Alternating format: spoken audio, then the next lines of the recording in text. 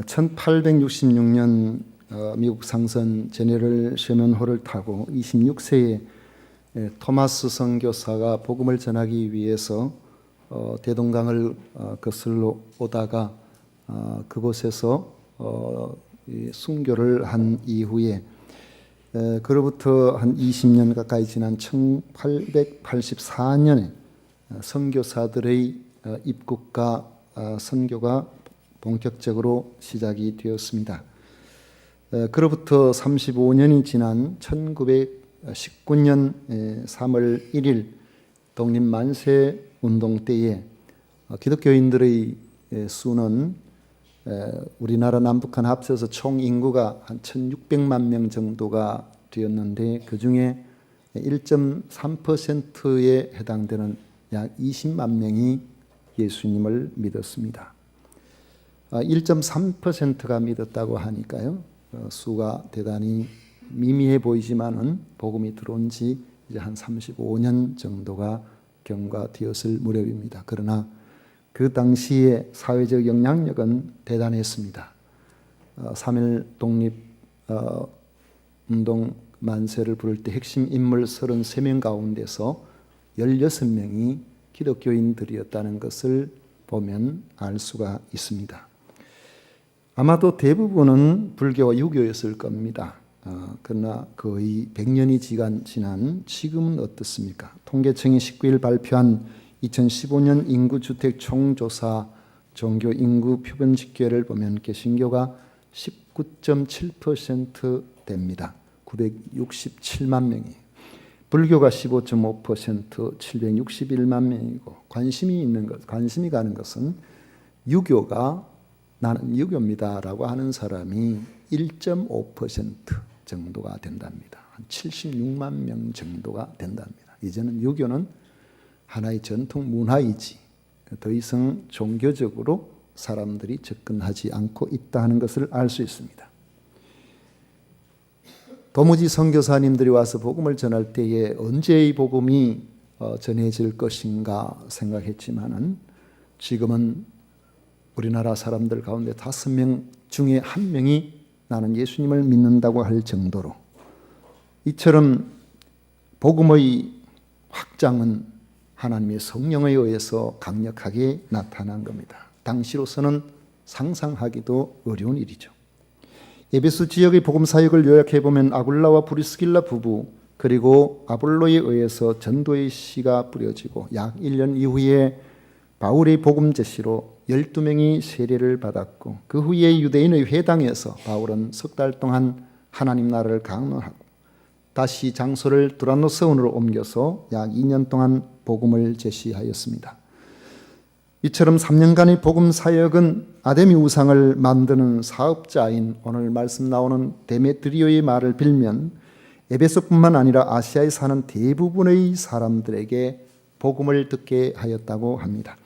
또 복음이 전해진 곳에는 질병이 떠나가고 흉악한 귀신이 쫓겨나고 마술하는 사람들이 회개하여 자기들의 비싼 마술책을 불태우는 이런 역사가 계속 일어났습니다. 에베소 지역의 복음 역사에 대해서 한마디로 표현하기를 20절에 이와 같이 주의 말씀에 힘이 있어 흥황하여 세력을 얻으니라고 말씀하고 있습니다. 이처럼 에베소 지역의 복음이 왕성하게 전해질 무렵 바울은 또 다른 사역의 꿈을 펼치기 시작합니다. 첫째로는 2차 전도 여행지였던 마게도냐 지역과 아가야 지역, 지금의 그리스 북부 지역과 남부 지역이죠. 그곳을 거쳐서 예루살렘으로 갈 계획이었고 둘째는 로마에 가서 그곳을 발판 삼아 앞으로 스페인으로 가서 복음을 전해야 되겠다는 이러한 꿈을 가지게 되었습니다. 마게도냐 지역과 아가야 지역을 거쳐서 예루살렘으로 가려고 한 것은 당시 예루살렘에 기근이 심하여서 동족들이 기근으로 고통이 심하다는 그런 소식을 듣고 구제 연보를 모금하려는 그런 목적이 큽니다.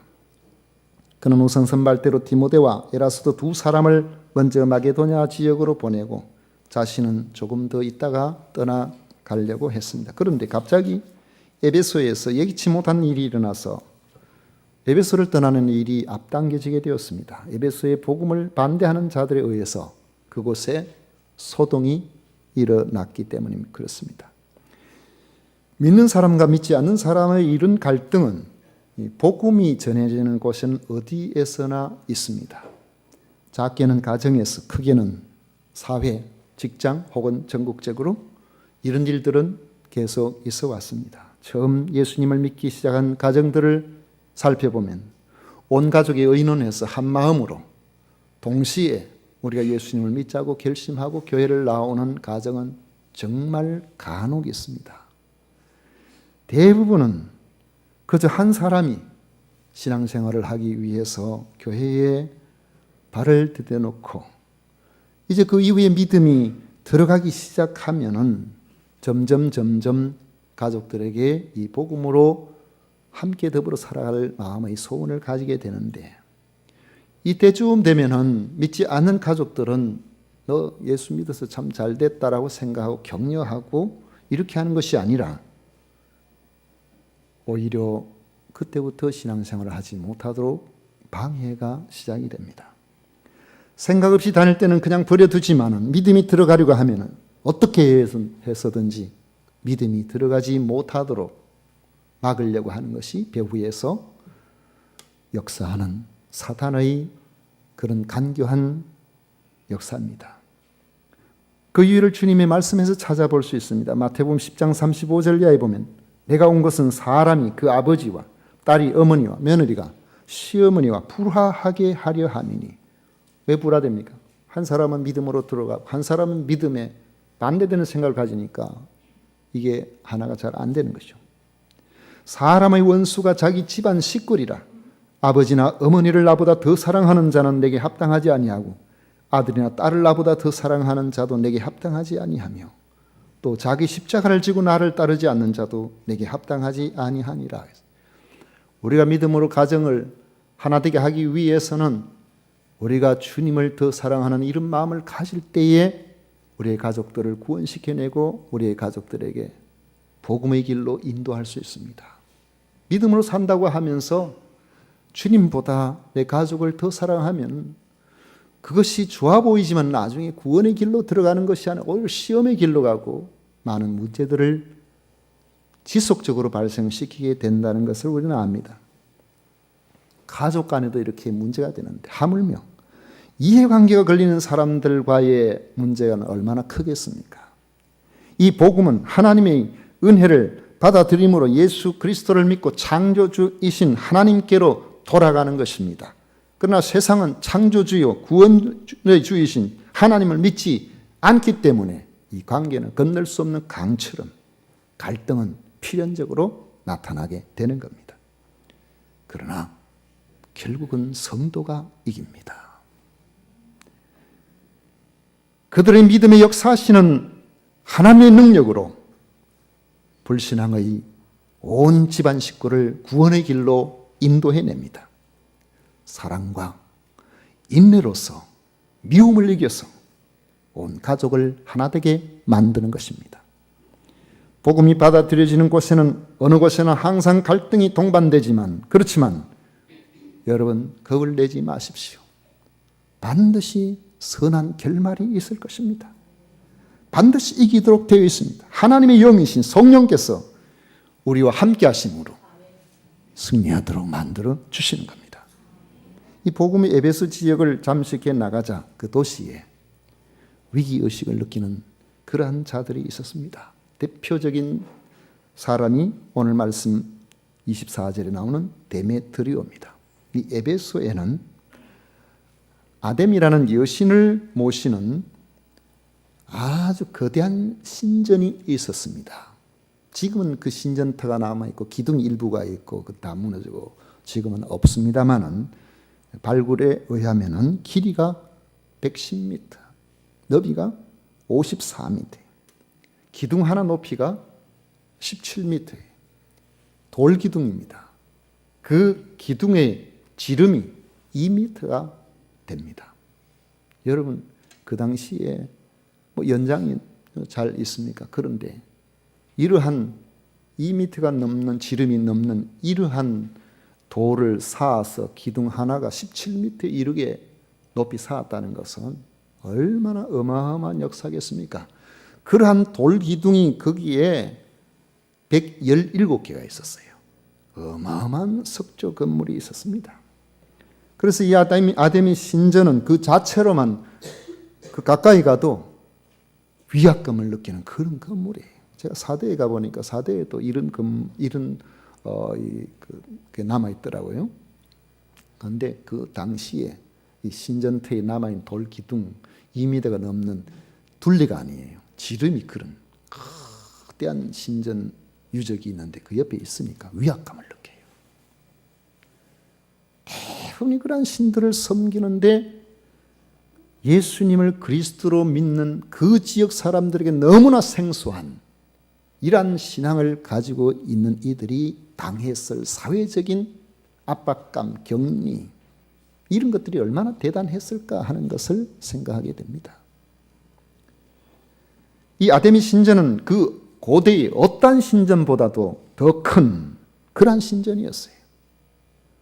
우리가 잘 알고 있는 파르테논 신전보다도 4배 정도가 더 큰 고대의 7대 불가사의 중에 하나로 간주되는 곳입니다. 그 신전에는 하늘에서 내려보냈다고 믿는 신상이 안치되어 있었는데 그 신상은 아주 검고 큰, 보기에 따라서는 여성처럼 보이는 그러한 반짝반짝하는 돌이었는데 운석이라고 합니다. 이들은 에베소 외곽에 매우 크고 화려한 신전을 지어서 이 돌을 안치해 놓고 섬겨 왔는데 나중에는 이제 그 아데미 여신상을 구체적으로 대리석으로 조각을 해가지고 여기 중요한 관공서에 세워놓고 지금 현재 가면은 그 에베소에 가면은 그 당시에 만들어진 이 대리석으로 만들어진 이 아데미 여신상 중요한 3개 중에 하나가 우리로 말하면 시청에 있었던 그게 지금도 거기 가면은 서 있습니다. 에베소 사람들은 이게 그 에베소에 이게 발굴된 게 1800년대 들어와서 발굴 시작해서 1900년 초기까지 발굴이 됐거든요. 그러니까 그 전에는 사실은 기록이 남아 있는데 이 신전터가 어딘가 싶어서 아주 힘들게 발굴을 했었어요.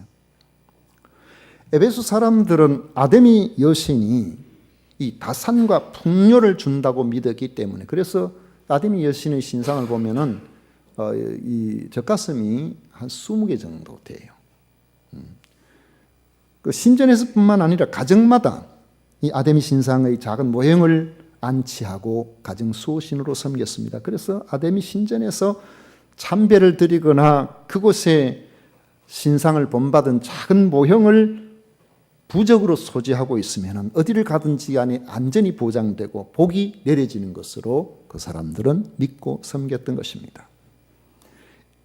그래서 에베소 사람들뿐만 아니라 에베소를 방문하는 사람들은 대부분이 자신과 자기 가정의 안전을 위해서 신전에 가서 많은 선물을 주고 돈을 바치고 또 몸에 지니거나 가정에서 섬길 우상들을 삽니다. 그래서 에베소의 경제는 철저하게 아데미의 숭배와 밀접하게 관계가 되어 있었습니다. 오늘 말씀에 나오는 은장색이란 은을 세공해서 이 아데미 여신의 모양의 작은 신상을 만들고 그것을 안치할 조그마한 감시를 만드는 기능을 가진 사람을 말합니다. 당시는 대부분의 직업마다 같은 직업을 가진 사람들이 자기들의 이익을 지키기 위해서 조합을 결성하고 있었는데 그것이 사회적으로 인정받는 사회적 협력기구였습니다.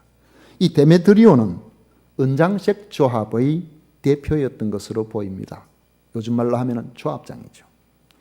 데메드리오 자신도 은장색 직공을 여러 명 둘 정도로 우상을 만들어 파는 그의 사업은 번성했습니다. 데메드리오뿐만 아니라 그 일을 하는 사람들 대부분이 얼마나 종교적으로 많은 사람들이 와서 그것을 구매해 가는지 이익이 상당하여 풍족한 생활을 하고 있었습니다. 그만큼 아데미를 섬기는 우상 숭배와 미신이 성행한 곳이 바로 이 에베소였습니다. 그런데 언제부턴가 아데미의 응감실을 찾는 사람들이 부쩍 줄어들었다는 것을 느꼈습니다. 데메트리오가 판단하기에 그리스도인들이 복음을 받아들이고 나니 그 모든 것들을 우상으로 생각하고 의미가 없는 것으로 생각하고 이 복음이 왕성하게 퍼져나가기 때문에 여기에 이걸 구매하는 사람이 대폭 줄었다고 보는 겁니다. 그 주범이 바울이라고 그렇게 본 것이죠. 23절 이하의 26절까지 말씀을 보십시오. 다시 한번 같이 읽도록 하겠습니다. 23절부터 26절까지 다 같이 읽습니다.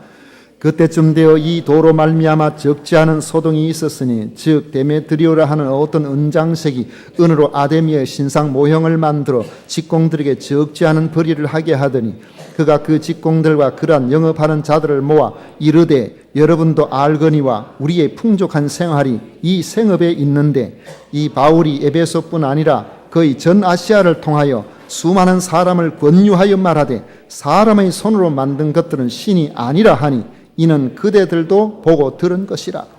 바울이 복음을 전하면서 사람의 손으로 만든 이런 것들은 신이 아니라고 하면서 우상 숭배의 무익함을 알게 하니까 아데미 부적을 찾는 사람들이 대폭 줄었다는 것이죠. 데메트리오는 자기들의 이익이 감소됨으로 앞으로 생업이 위축되고 풍족한 생활이 위협받게 된다고 생각을 하자 우상 숭배에 대한 종교심을 이용해서 사람들을 충동시키므로 이 복음을 저지하고 바울 일행을 내쫓으려고 했던 것입니다. 이 데메트리오는 우선 같은 이해관계에 있는 조합원들에게 교만 말로 선동합니다. 27절에 보면 우리의 이 영업이 천하여질 위험이 있을 뿐 아니라 큰 여신 아데미의 신전도 무시당하게 되고 온 아시아와 천하가 위하는 그의 위엄도 떨어질까 하노라 하더라. 첫째로는 자기들의 영업이 천하여질 위험이 있다. 아주 실제적인 것이죠. 막대한 경제적인 손실과 더불어서 자기들이 하는 일에 신뢰를 잃을 위험에 놓여 있다는 것입니다. 같은 일을 하는 사람으로서 이게 얼마나 설득력 있는 일입니까? 여러분 생각해 보십시오. 자기가 지금 그 직장에서 정규직인데 그 정규직에 그렇게 있으면서 내년에 월급을 20% 올려준다고 하면 싫어할 사람 있습니까?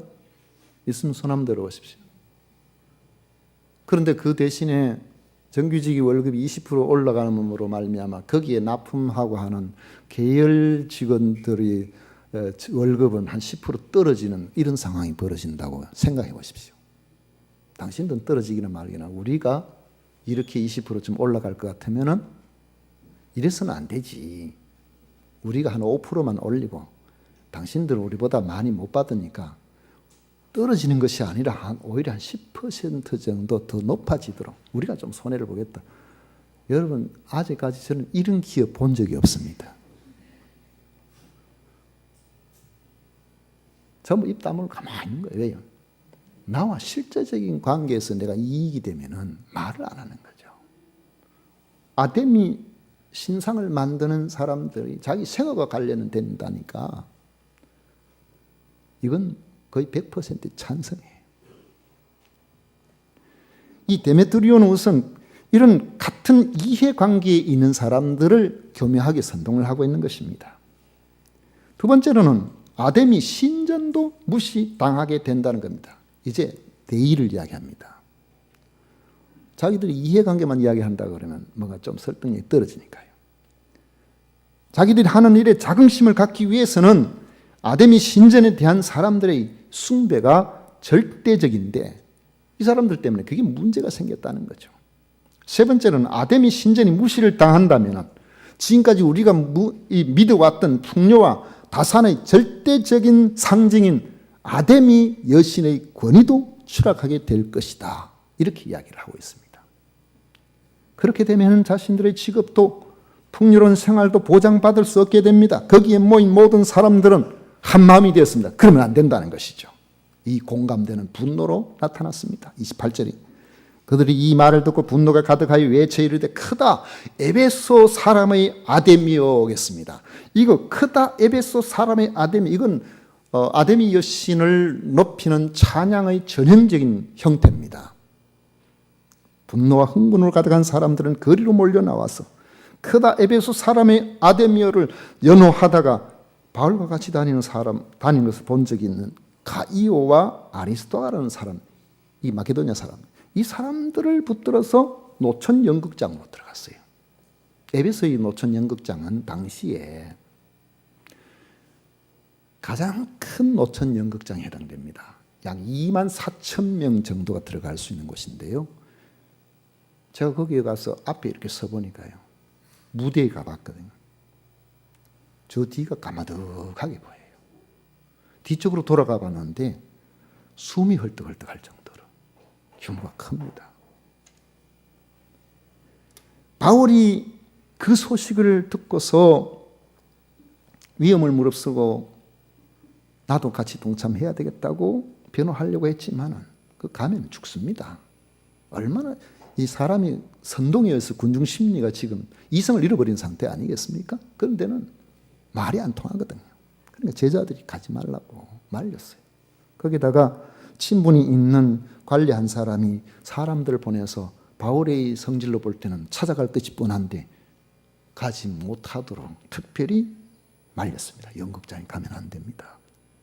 그래가지고 말려서 못 갔는데 만약 갔다면은 흥분한 군중들에 의해서 바울이 살아남지 못했을 겁니다. 우리는 여기서 우상 숭배가 얼마나 허무한 일인가를 볼 수 있는데, 첫째로는 데메트리오가 소동을 일으킨 이유가 탐욕에 의해서였다는 거죠. 데메트리오는 사람들의 종교심을 이용하여 돈벌이를 하고 있었던 겁니다. 약 3년간 바울이 복음을 전했지만 지금까지는 가만히 있다가 수입이 줄어드니까 이제서 선동하기 시작한 겁니다. 그래서 사람들의 종교심을 자극하여 바울 일행을 몰아내려고 했던 겁니다. 우상 숭배의 배후에는 신앙심이 아니라 항상 탐욕이 도사리고 있다는 겁니다. 여러분, 성경을 자세히 읽어보십시오. 우상과 관련된 부분은 항상 자기를 위하여 우상을 만들고 자기를 위하여 우상을 섬기고 그렇게 되어 있습니다.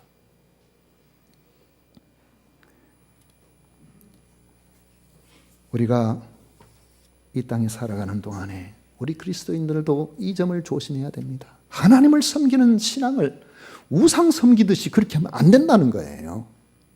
탐심이 많은 사람은 신앙도 우상 숭배처럼 그렇게 해요. 신앙생활하는 1차 목적이 땅에서의 나의 이익에 붙들려 있으면 우리도 하나님을 섬긴다는 말을 하지만 하나님 보시기에는 하나님을 섬기는 것이 아니라 너는 나를 우상으로 알고 섬기는 거 아니냐, 그렇게 보실 수가 있습니다. 탐심은 우상 숭배라고 했습니다. 여러분, 주 앞에 믿음으로 살아갈 때는 나의 개인적인 이해관계에서 우리는 빨리 초인해질 수 있어야 됩니다. 두 번째로는 우상 숭배의 맹목성이에요. 목적이 없어요. 온 시내가 요란하여 바울이 무슨 죽일 죄를 지은 사람처럼 끌고서 연극장으로 몰려갔지만은 그 중에 모인 사람들이 그 군중 심리에 휩쓸려서 무슨 대단한 무슨 문제가 발생하는 줄 알았지만은 도대체 이게 구체적으로 무슨 문제인지 그 영문을 몰랐습니다. 그들은 학관 신앙이 없었기 때문에 군중 심리의 영향을 많이 받았습니다. 그래서 다른 사람이 잘못됐다, 싫다, 뭐 안 된다, 뭐 그런 이야기를 하면은 따져보지도 않고 또 뭐죠? 묻지도 않고. 이게 우상숭배자들이 증거가 있는지 도대체 무엇 때문에 그런지 제대로 알고 해요. 참된 신앙은 목적이 분명해야 됩니다. 확고한 지식에 근거해야 됩니다. 그리고 상황 인식이 분명해야 돼요. 우상숭배는 자기를 위해서 하기 때문에 이런 목적이 확실하지 않습니다. 대의를 내세우는 것은 자기의 욕심을 감추고 사람들을 선동하기 위한 하나의 방편에 불과합니다. 세 번째로는 우상은 능력이 없기 때문에 지속성이 없습니다. 28절과 34절에 보면 미친 듯이 아데미를 찬양했죠. 크다 에베소 사람의 아데미여. 2시간 동안에는 똑같은 소리를 소리를 질렀는데 그 열기가 대단했을 거예요. 아마 모르긴 하지만 지금도 우리나라 양쪽에서 토요일마다 거기 있으면 후끈후끈 할 것 같아요. 그런데 그것은 얼마 지나지 않아서 에베소의 책임자인 서기장이 한마디를 하니까 바람같이 사라져버렸습니다. 당신들이 자랑스럽게 여기는 에베소시가 큰 아데미와 제우스에게서 내려온 우상 신전지기가 된 것을 우리가 다 아는 사실이지만은 경솔하게 행동하지 말라고 했습니다. 경솔하게 행동하지 마라. 실정법에 어긋나는 뭔가 있나 보자. 여러분, 우리가 소문에 근거해서 너무 그러면 안 됩니다. 나중에 생각해 보면, 사실을 알고 보면은 지금까지 나쁜 사람이라 했던 사람이 좋은 사람이 되는 경우도 있고, 좋은 사람이라고 생각했던 사람이 나쁜 사람이 되는 경우도 종종 있어요.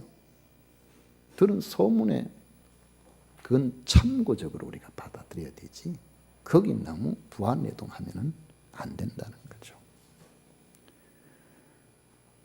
에베소의 서기장이 그랬어요. 신전 물건을 도둑질 했나? 그런 거 없지 않느냐. 또 경내에 들어가서 아데미 여신을 흉보거나 그곳에서 말이지 대놓고 아주 불경죄를 저지른 그런 일들이 있었나? 그런 거 없잖아요. 만약에 그렇다면은 그런 일도 없는데 이 사람들을 붙들고 여기 와서 지금 이렇게 했으면은 그 자체가 문제가 될 수 있다는 거죠. 저 사람들이 만약 당신들을 고발하면 어떻게 할 거냐. 그리고 우리에게도 법이 있고 재판할 사람들이 있으니까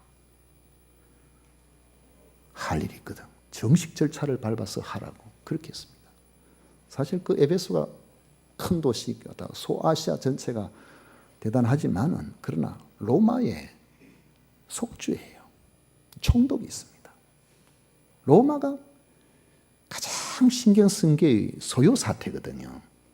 그렇기 때문에 거기에 밀란이 일어나거나 무슨 문제가 발생하면 총독이 책임을 묻습니다. 그러니까 이런 데 있어서 책임자들은 굉장히 민감합니다. 만약에 소요 사태에 그게 법적으로 하자가 있으면 그 사람들을 총독이 먼저 처벌해 버립니다. 그럴 정도로 그게 로마 당국에 들어가게 되면 자기가 책임을 묻게 되니까요. 그리고 그 반란이 로마 당국과 직접 관련이 된다고 하면은 그 지역 자체에 엄청난 불이익을 로마 제국의 공권력으로 행사를 해버리기 때문에 그 당시 다 알고 있는 사실이에요. 그래서 이들이 더 큰 문제가 그들의 소유가 만약에 당국에 보고가 되면 로마 당국이 가장 싫어하는 불법 집회로 처벌을 받을 수 있을 것이다. 그러니까 처벌이 무섭잖아요. 여러분, 제가 정확한 통계를 갖고 지금 있지는 않지만은 3.1 만세운동 때에 수만 명이 고통을 당했는데 그 수만 명의 대부분이 그리스도인들이었다는 사실을 여러분 아셔야 됩니다. 왜요? 하나님을 믿고 대의를 따라서 나가기 때문에 처벌이 와도 그 길을 간 겁니다. 우상숭배자들은 그거 아니에요. 왜냐하면 자기 이익을 위해서 왔기 때문에 그 이익에 문제가 된다니까 하나 둘 무서워서 집으로 다 돌아가 버린 겁니다. 그들은 아데미를 위해서 희생할 만한 그런 어떠한 신앙도 없었던 겁니다. 당시에 복음을 대적하며 소리 지르는 그러한 무리들이 조용히 돌아가 버린 것처럼 오늘날 아데미를 섬기는 사람이 여러분 한 사람이라도 남아있습니까? 전혀 없어요. 반면에 진리는 두란노 서원에서 조용히 전파되었지만은 온 아시아로 퍼져나갔습니다. 마침내 우상 숭배자들이 무서워했던 온 로마 제국이 복음화되었습니다. 그래서 2000년의 세월이 흘렀지만 여전히 우리는 그 복음을 믿고 있고 그 복음을 전하고 있습니다. 그 이유는 이 복음은 주의 말씀이기 때문에 진리요 생명이요 능력이 그 속에 있기 때문에 그렇습니다. 주님은 지금도 인격적으로 우리와 함께 하십니다. 내가 너와 함께 하리니 담대하리라고 그렇게 말씀하신 그 말씀은 오늘 우리들에게 여전히 유효합니다. 바울이 전한 그 진리의 복음을 믿게 하신 하나님, 바울의 주가 바로 나의 주가 되게 하신 바로 그 하나님을 찬양하고 감사하는 능력 있는 하나님의 성도들이 되시기를 축원합니다. 기도하겠습니다. 고마우신